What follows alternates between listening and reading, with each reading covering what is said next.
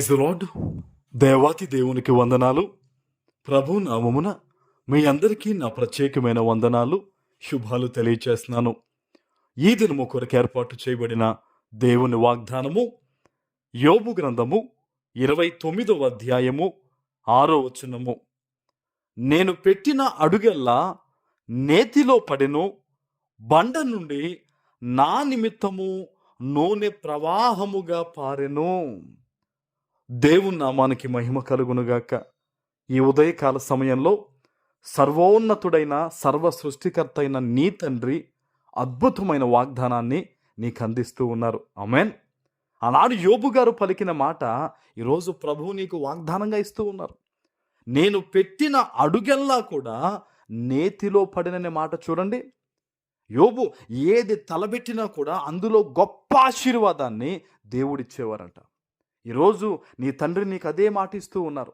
నువ్వు ఏం ప్రయత్నం చేయబోతున్నా, ఏ ఆలోచన చేయబోతూ ఉన్నా, నువ్వు దేవుని సన్నిధిలో గనక ప్రార్థన చేసి అడుగు బయట పెడితే ఆ అడుగుని దేవుడు స్థిరపరిచి, ఇక్కడ ఈ మాట చూడండి, పెట్టిన అడుగల్లా నేతిలో పడిననే మాట ప్రకారంగా నీ జీవితంలో అభివృద్ధి వైపు, ఆశీర్వాదం వైపు నీ అడుగులు పడే విధంగా దేవుడు ఈ దినాన్న నిన్ను స్థిరపరచబోతూ ఉన్నారు. ఆమేన్. నువ్వు దేవుని సన్నిధిలో ప్రార్థనతో ప్రారంభించేదైనా, చాలామంది బిడ్డలు వాళ్ళ ఆలోచన, వాళ్ళ యొక్క ఊహ ఏదైనా కూడా మొదట దేవుని దగ్గర చెప్పరు.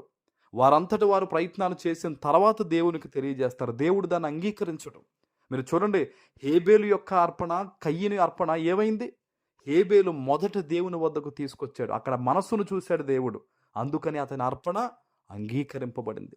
ఈరోజు నీ యొక్క ఆలోచన ఎప్పుడూ కూడా హేబేలు ఆలోచన వలె ఉండాలి. నీ అర్పణ హేబేలు అర్పణ వలె ఉండాలి.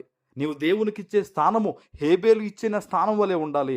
అప్పుడు నువ్వు అంగీకరించబడి ఆశీర్వదింపబడతావు. హల్లెలూయా. ఈరోజు దేవుడు అద్భుతమైన మాట నీకు ఇస్తూ ఉన్నాడు. మరొక మాట చూడండి, బండ నుండి నా నిమిత్తము నూనె ప్రవాహముగా పారెను. హల్లెలూయా. ఎంత అద్భుతం అండి.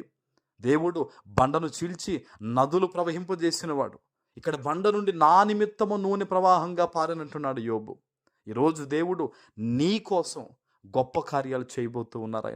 ఆయన తన బిడ్డవు. నువ్వు నీకు కాకపోతే ఇంకెవరికి చేస్తాడు దేవుడు? నువ్వు దేవునికి ఇవ్వాల్సిన విలువను ఖచ్చితంగా ఇచ్చి తీరాలి. ప్రథమ స్థానము దేవునికి ఇచ్చి తీరాలి. మొట్టమొదటిగా ఉదయకాల సమయంలో దేవుని వాగ్దానాన్ని పట్టుకోవాలి. దేవుని ఎదుట మోకరించాలి. నువ్వు ఎప్పుడైతే దేవుని ఆజ్ఞను నీ హృదయంలోకి తీసుకుంటావో, దేవుని వాగ్దానం ద్వారా నీ హృదయాన్ని మొదటగా నింపుకుంటావో, జీవజలములు నీలోంచి ప్రవహింపజేస్తాడు ఆయన. హల్లెలూయా. నీలోంచి అద్భుతాలు తీస్తాడు దేవుడు. నీలోంచి గొప్ప కార్యాలు చేస్తాడు దేవుడు.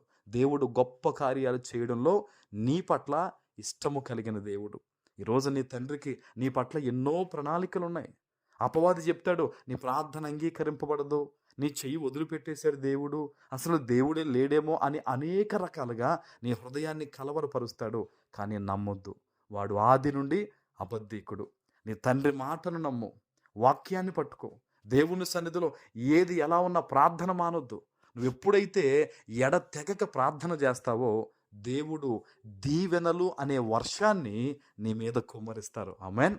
ఈ ఉదయకాల సమయంలో ఈ గొప్ప వాగ్దానము నీ పట్ల, నీ కుటుంబం పట్ల నెరవేరునుగాక. ఆమేన్.